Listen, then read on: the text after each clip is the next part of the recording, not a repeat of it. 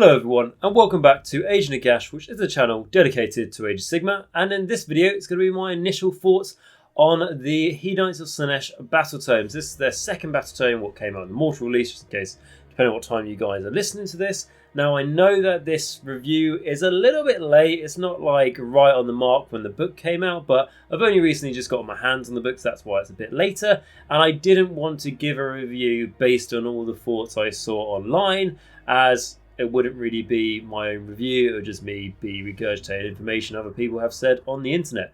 So this video is not going to be particularly long, that's the plan, but you know me, so God knows how long it'll go on for, but hopefully not too long, because this is just simply going to be, like I said, my initial review on the Battletome, and it's basically I've broken it down to my likes and dislikes of this Battletome. As you guys may already be aware, that I am a big Slaanesh fan. I don't really have loads of Hedonite or Slaanesh models, but I have loads of Slaves of Darkness models that I've converted and painted up in my Slaanesh theme, which you can see I've done a few model showcases on the channel, and on my Instagram you can go check out, there's a link to it down in the description. I've done lots of Slaanesh models there. So for me, this book coming out was something I was very excited about, and like I said, I finally got my hands on a copy. So we're going to go through the things that I don't like first, and then we're going to finish on the things that I do like, because I always think that's better than just finishing on a negative, right? But we are completely honest here, and I'm not going to, sugarcoat things if I don't like them. So the first thing I'm going to say about on the dislikes is going to be the real problem this army had, and what I was concerned about Hedonites of Slaanesh was, first time they came out, they were broken. One of the most broken armies I've ever came across in Age of Sigmar, to the point where I actually bought into quite a few of the demons and had quite a few of the Keepers of Secrets. Had one game with them, basically Hero Hammer, Keeper of Secret, go forward. They don't really die. They generate loads of depravity. If I do kind of take a lot of damage, I generate even more depravity, which is the summoning points in Slaanesh. And then I just summon 2 more Keepers on, and my opponent's army is basically decimated within a turn. And it's not a fun game. And basically, he's playing with a 2,000 point army, and I'm playing with like a 3,500 point army. Was not a good, fun game, but the Morgasts player needed to be taught a lesson. But after that, didn't play the army ever again, just because I thought it's not fun. I played it a little bit more, but when I mean not the army ever again, I mean not like the Keepers of Secrets, but I played it a little bit more with more like Slaves of Darkness stuff. It just really felt like I was handicapping myself, really, so I didn't really touch it after that. And then the second time it came out, and this is something we're going to go through on this, like you can see on the screen, like just some bullet points put up, is that they deliberately underpowered this army. I thought, and I was concerned, maybe it'd be too powerful again, because Games Workshop don't always seem to learn from their mistakes. However, I was wrong, and it was deliberately underpowered, and my overall thoughts of thinking what this book was going to be, I thought it would be a strong book. However, not to the ridiculous overpowered levels it was when it first came out, and the next 2 points really are going to summarise how it is either not really any of those things, because the first thing I'm going to talk about is the biggest part of this book, which is the crazy expensive point values. And this is just things even from your battle line. So let's say we're talking about Blissbarb Archers. You get 11 of them. By the way, that's only 10 guys you can shoot. And they, like I said, your battle line for 160 points. And this is a unit that really looks like it should be about 100, 120. And yeah, probably about 120 would probably be the ideal mark, I'd say there. There's also other things, like if we talk about Sigmar Twin Souls, which are like the demon face, funky looking guys that are like the Painbringers, like alternative build.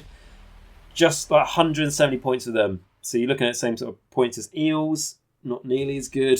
They also got things like Slangor Theme Bloods, which were the new, basically, well, Slangor, obviously the Slaanesh like Beastmen coming out with 140 points for free, which really aren't very good. And then, a favourite of mine, Shalaxi Hellbane, 310 points. It was a unique leader. Basically, she is the name character of the Keepers of Secrets, and actually something that is about a foot to the left of me on my painting desk. Really love the model. I was going to paint it up anyway. I already had it for a long time since the first release. But just expensive for what they do. Can be said about a lot of units in this army. Now, this isn't a huge in-depth review like I already mentioned, so I'm not going to go through every single unit and why I think They're silly expensive in points. You can read the War Scrolls yourself and make your own opinion on that. And if you think I'm wrong, of course, let me know in the comments and tell me why I'm wrong. However, in my opinion, I believe most of this stuff is overpointed and done on purpose almost, just to make sure that this army wasn't broken. But there are some exceptions, like if we look at Gluttonous, the Lord of Gluttony, the guy on the new chariot and everything, that big guy. I think for 400 points, he's solid. I generally think it's really good, makes great allies as well. We've already seen him being allied into Nurgle lists for like really stacking minuses to hit. And then also the Keepers of Secrets of 340 points, I think is pretty good as well. So I'm not saying everything here is bad. Demonettes for 110, not bad at all. So I'm not saying everything, but certain things are very expensive. Like even if we just look at, for example, the Mask, 130 points, unique leader. Again, lovely model, but just doesn't really add anything to the army, which is a big problem. Because this army, going into the next thing I wanted to talk about, is it massively lacks synergy. Now, does that mean, there's no synergy in this army? No, there are synergies in this army. Every army tends to have synergies. But the problem with this one is that there's not nearly as many synergies. There's a lot of other armies that are out there. Like a book we can easily compare this to is The Daughters of Cain Second Battletome, that came out at the same weekend as this book did. You can kind of tell why, if you watch The Honest Wargame, for example, the big thing he goes on about is saying how these battletomes are clearly written by two different people, as it would appear. And you can really, really tell. Because the Daughters of Cain book, for example, where things seem to be a bit too cheap, this book, things seem to be ridiculously expensive in a lot of areas, like I've already mentioned in points. And synergies as well. There's not nearly as many synergies in this book as there is in Daughters of Cain and many other armies here and there between.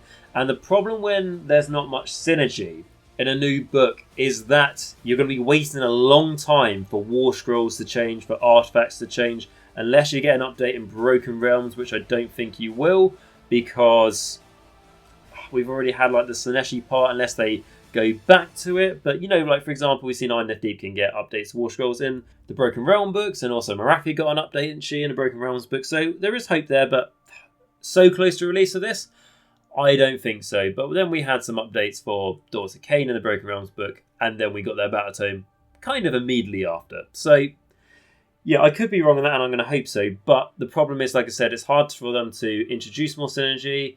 They can do it through White Dwarf magazines, all that sort of thing as well, but they can help with points values, although with the lack of the Winter FAQ and everything else, it seems like they're not really doing that too much. And then when it comes to this summer, I almost guarantee to myself that they will only adjust points by about 10, because that seems to how they do things for the last few years. I'd love it if they just went, right, doesn't matter what unit it was, but let's say it's not doing very well, people don't take it, reduce its points by 20%, let's say, and just see if that changes things. I talked about that when I talked about Alaria and everything else. So I do think we could see the points values changes, but the lack of synergy, and this really comes into there are a few things you can do in this army, and I generally did study it, trying to work out how to make it work. However, at the end of the day, I'm going to kind of say here, on an off bit of math, that there are 5 buffs you can give units in this army, and they all can't get the same buff. Like we just talked about, the Lord of Pain, for example. He's got the Paragon of Depravity, which basically says in your combat phase, you can pick one mortal Hedonite unit wholly within 12 inches of that model. You can reroll hit rolls made by that unit in that phase, which is good, but it doesn't work on your demons. And I know we've seen that mortals and demons have a divide, but I really am against that. I think if it's a solid one book, the Slaanesh book, the Hedonites of Slaanesh book, they should all work well, because you're already dividing yourself in your playstyle by picking this book, that you then don't need to divide demons and mortals, and if so, make them different books. That's kind of how I view it and how I look at it. You've also got things like the Twisted Mirror, which is from the Shade Speaker of Slaanesh, that once per turn in your shooting phase, you can pick one enemy unit within 9 inches of this model and roll a dice on a 3. That unit can have add 1 to wound rolls when you target it with attacks. The problem there is that you need to be within 9 inches of it. You've got a 5-up save. There's loads of 5-up saves in this army, so your army's really squishy as it is. And by the time your guy gets there, he might be dead, or you might not get that 3-up. And that's only to help you with shooting. And then there are other things, like if you go a certain host, you can reroll like 1s to hit, and if you go battalions, there's some things that can get like reroll wound rolls, or like 6s on wounds, do mortal wounds. But the problem is, it also leads back to the crazy expensive points values, is that you don't have points to do all of this. And it's not like, I don't know, Seraphon, or isn't, well, Seraphon is a different case, let's maybe not talk about them. It's maybe not like Stormcast Eternals or Slaves of Darkness, let's just say those two, where there are loads of buffs you can give your army, but you just, you don't really have the points to be able to fit it all in. Here, you just don't really have many buffs to give, but you still don't have the points to fit it all in. In my honest opinion, it just doesn't work, and you've got to try really hard to make it work. And if you're out there and you're trying and you're completely disagreeing with what I'm saying, absolutely thumbs up to you. Glad it's working out for you, and let me know down below how you're managing to make everything work. Because even if you go, well, I'm going to buff up my Blissbarb Archers or something like that, they are, again, the only thing I can say, lovely models, but the problem you've got with them is that they're just not really up to the job. Because I looked at them and I was like, right, they move 6, they can add 6 to their movement because they can run and shoot, and you can also make them run 6 if you got the command points right. So then that means that they've got a movement of 12, and they've got an 18-inch range on their bows, which are 2 attacks, 4s and 4s, -1 round, 1 damage. The problem you have there is that, although there's a threat range of 30 inches, 6-up saves, they can't take any return fire, but they can, like a nice bit of synergy you have in this War Scroll is that if you got the Bliss Brew Humoniculus, apologies if that's pronounced wrong, probably is. Anyway, you get a +1 to wound rolls basically if you have like, not the champion, but a special guy in this unit, but he doesn't have a bow. So you have 11 in this unit, but only 10 can shoot. And I know I'm sort of jumping around all these places talking about synergy, and you can just see a screen that says dislikes, and I haven't put up all the different War Scrolls what I'm talking about, but I'm just talking like the thoughts I've came up with when I've been reading out this Battletome. And yeah, there's just not loads of synergy there. And that really sort of brings into the next thing I want to mention, is that no benefit of bringing Slaves of Darkness and Beasts of Chaos into the army, apart from what I will add on to that, is if you want to bring in cheap Outlying Chaos Warriors, or maybe Ungors or something like that, you could do. But there's just no real benefit there. Whereas before, with the thing you got for the Allegiance ability, which were any 6s you got to hit, generate 2 hit rolls. That's just a thing that Slaanesh had. However, now it's just Hedonite models. So if you just love the Hedonite range, and you don't want to introduce any Slaves of Darkness or any Beasts of Chaos, or you don't have any in the first place and you don't want to introduce them, then it won't affect you at all. But myself, like I said, I've got a huge building of a Slaves of Darkness Slaanesh army that I've been working so long on it, and I was really looking forward to bringing it into this book and just getting some inherent buffs. I'm not getting that huge buff for the Exploding 6s to hit, which saddens me. And then within this book, I'm really going fine to try and find some buffs that will help me, which there are some that will help me, but not like massively. I'm much better off going Slaves of Darkness with my Slaanesh Slaves of Darkness models. You may go, well, they're Slaves of Darkness Slaanesh models, then yeah, surely they should be better in that book than the Slaanesh book. And I agree with you, they should be better in the Slaves of Darkness book. However, they should still have some play in the Slaanesh book as well. Because like I am personally not it, because I spent loads of time converting them up and everything else, and it just makes me upset and saddens me really, because it's like I used to always say that Slaves of Darkness is the best value army in all of Age of Sigmar, and currently it probably still is, because of you can actually take it in 5 allegiances. However, by the way of this book is going, then the next God books to come out, so the next one will probably be Nurgle, and then probably Khorne, I imagine, and then we get another each one, etc. at some point in the future. They're going to make it so Beasts of Chaos, Slaves of Darkness, you can take them in these armies, but yeah, you don't want it, because they're not very good. So you have got that to remember as well. Again, that's not going to affect some of you, like I already mentioned, but for me, it was a massive thing that I disliked about this. And like I said, these dislikes and likes I'll get to in a moment. They're not like overall public opinion dislikes and likes. They're just my own personal opinion, and that's that. And yeah, that's really all I want to say for my dislikes of this. And I hope I have been honest on that point. And then we'll go into my likes now, and then we'll basically just do like a summary of my overall sort of thoughts on this. Like I said, this is already going for about 15 minutes, and I want to sort of keep this video quite short because I will do a long, in-depth review of all of Slaanesh in a big army series like I do, and I'm currently doing for Bone Reapers. But as that won't be for probably a long while, I thought it would be quite nice to do a quick review on this book. So then going on to the likes that I mentioned. So the first thing I put is awesome models, right? But I completely admit you can say that about any army you like the models of. It's not really a benefit of when you talk about a particular Battletome, because when we mention Battletome, we're presuming rules and we're also presuming how good is it on the table in a competitive setting. I would say that the summoning in the book is strong. Now, you could say that, well, the units you're summoning aren't that good. Well, you can say that I think Keepers of Secrets are pretty good. There's quite a few good options here that you can do. And as you're summoning them with the depravity points, you're not paying the ridiculous point values they've been valued in the book. You're paying depravity points, which, like I said, are quite cheap. And the way how you get them now, just in case you only know how they were before or you're new, is unlike before where it was damage dealt by your heroes that didn't slay enemy models. Let's say you attacked a Liberator that has 2 wounds. Let's just say you even kill it. You would get 1 depravity point because one of the damage that you did to that Liberator didn't kill it because it had 2 wounds.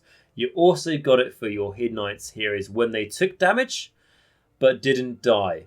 So they could still be slain, but like say your Keeper Secrets with 14 wounds, let's say it gets killed, but 13 of those wounds didn't kill it, so you would get 13 depravity points. So instead of it being like that, how it works now is by the end of each turn, where a unit has taken wounds or taken damage but has not been killed, you would get a depravity point for that unit. And that's also if a unit has less models than it did at the start of the turn, and this also counts for mortal wounds as well, just to clarify that. And basically you summon, I think it's at the end of your movement phase, you summon up a unit, and depends on how many depravity points counts for whatever unit you want to summon. So i.e., a block of 30 Demonettes, and the Keeper of Secrets, I believe, is like 12 points. But now that you've got a lot of shooting in your army, you can try and split fire, do some damage, even do things like take mortal wounds from Damned, that scenery terrain effect, to try and generate it again. And there are other ways in your army to generate depravity points through abilities and artifacts and stuff like that. So what I would say, the nice thing in this is the synergies in the book does actually lean quite nicely towards depravity like farming, if that's something you would like to do. And I think for me it's going to be something I'm going to try, because I want to give this book a go. And because I'm playing a lot of TTS at the moment, the next army I'll probably try out on TTS is probably going to be the Hedonites of Slaanesh, because I want to, without just criticising them and not being able to actually play them, I want to, now that I've mentioned them and told you my views, I actually want to get some practice of them so I can see if I can live up to what I've said in this video and if I can be pleasantly surprised. And then the next thing I said is that you can still take Slaves of Darkness and Beasts of Chaos in the army. So although I said like there's no real benefit of doing it, you can still take in the army. Because well, like I already mentioned, before I got to read the book myself, I was trying to ignore the reviews and stuff I saw online. You still can't ignore everything. And like the opinions I was getting was that, oh, you just can't take Slaves of Darkness or Beasts of Chaos in this book. And I was like, what, really? They just stopped you being able to take them? How does that work? And that's really annoying. And then when I read the book, I said, oh no, yeah, they haven't stopped you. You just don't get much synergy. So it is important to make those two distinct differences there. So yeah, you can still take them. They're worse than they were in their first Battletome, but you can still legally take them in the army. And then I've said finally is that I do like armies that are a challenge to play. Now, I could easily say this about any book that's bad to try and sugarcoat it and go, oh, don't worry, it's still fun to play when it's a challenge. I get that, right? But for myself, I've never, ever played the armies that are top tier. Even when Flesh-Eater Court's got their second Battletome that came out, and then Gristlegore and Terrorgeist could be ridiculously strong, I didn't play the army. Or if I did, I played like Flayers or Crypt Horrors or something, because I was just like, I don't want to play the stuff that's really too good. Or things like, I'm not playing Seraphon or Doc or IDK or KO or any of these other good armies, Zeech and all that sort of thing. Because it just doesn't seem too much of a challenge to me. And that's not me saying I'm really good at the game. I lose plenty of games of Age of Sigmar. But I would rather know that when I won a game, I'm playing an army that's got, I don't know, a win percentage of 30%. And then when I win that game, I'm like, oh, I won that game against the odds. Now, I know different variables and stuff apply, but generally, that's how it feels, and that's how it works. And that's why I've already mentioned, I want to give Hedonites of Slaanesh a go so I can try and make the most out of them and see, are they as bad as I've kind of made out in this video and what other people are saying on the internet. But what I will say is, when some people say that this book is just absolute dog shit and is basically the worst army of the game, it's not the worst army of the game, it's not dog shit. But you're going to have to work a lot harder to make it work. As an example, when I compared it to Sylvaneth, how do I feel it compared to Sylvaneth? I think it's better than Sylvaneth. I don't think I'm going to have to work as hard to make it work as Sylvaneth, but I'm going to have to make it work a lot harder than if I was playing Slaves of Darkness. For my honest opinion, that's what I think. And that is why I'm looking forward to seeing what happens. And if any of you guys are commenting in the future on this video, I will reply to you hopefully with some experience. If you're after experience, you can ask me and I'll give you my views on actually playing the army at that point in the future, and I'll be able to tell you if everything I said here is still, I believe, or has playing the army changed my mind. And with that, guys, we've came up to just over 20 minutes, and I think that's absolutely fine. I think like just summarising things like, you know, they deliberately made this army weaker by even things like the Locusts of Slaanesh that used to make enemy units not be able to fight. Now it just makes enemy units not be able to pile in. It's not nearly as good as it was before, and there's little tweaks here and there. But then they brought in loads of new models into the army, so it's brought loads of new playstyles, so it's not just Hero Hammer all the time, but you still get that sort of feel for the army. So I don't really want to say any more on it without actually getting some play testing, because otherwise I'm just talking out my arse, and I don't want to do that. I want to be as honest to you guys as possible, and clearly, as you guys can maybe tell watching this video, you've seen some other videos, Slaanesh is very close to my heart.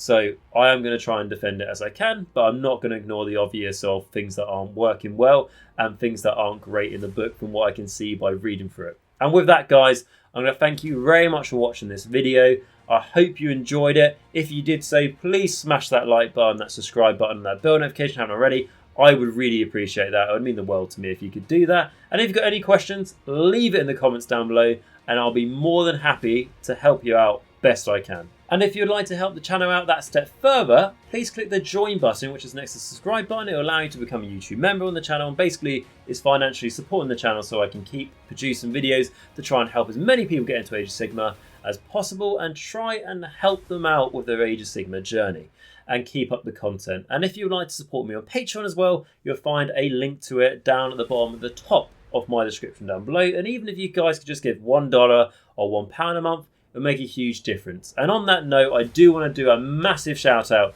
to my patrons and YouTube members, as these are the top supporters I have here helping me at Age Nagash. It does take a lot of time and resources doing a YouTube channel, and although it's not profitable or anything else, these people allow me to continue the work to try and, like I say, help out as many of you people as possible. So my biggest supporters are going to be my Morgasts, which is Johnathan H, Filq, Bleed Red and Christopher G, which are that tier. You guys give me so much support. I always say this. I really do appreciate it, and please keep up the amazing and fantastic work. You're all beautiful in my eyes. And then we've got my Vampires, which is Mir, Martin S, Rouse321, David A, Ronni H, Doug P and SpareBear. Guys, as well at that tier, it's a really good job. It's really making a difference, and thank you so much for your continued support. And then my Necromancers, which is Jacq.l, RadiationRiley, AW77, Die Sagas, WolfNick, Michal W, Quad, Cranky Wombat, Christopher F, Christopher C, James S and Steve T. You guys all as well are massively helping for me to keep up this content as much as possible. So with that, guys, I'm going to thank you hugely for watching. If you can't support in that way, if you just smash the like, subscribe and bell notification button, I'd hugely appreciate that. And hey, if you thought this video was useful, go share it with someone else who may find it useful. But just thank you so much for watching this video. And remember, until next time, to stay safe, wear a mask, wear gloves, and for God's sake, stay hygienic. So that means when we start gaming, we can actually see if Slaanesh is any better on the table as it may read in the book. And more importantly than all of that, remember until next time that Nagash is all, and all is one in Nagash.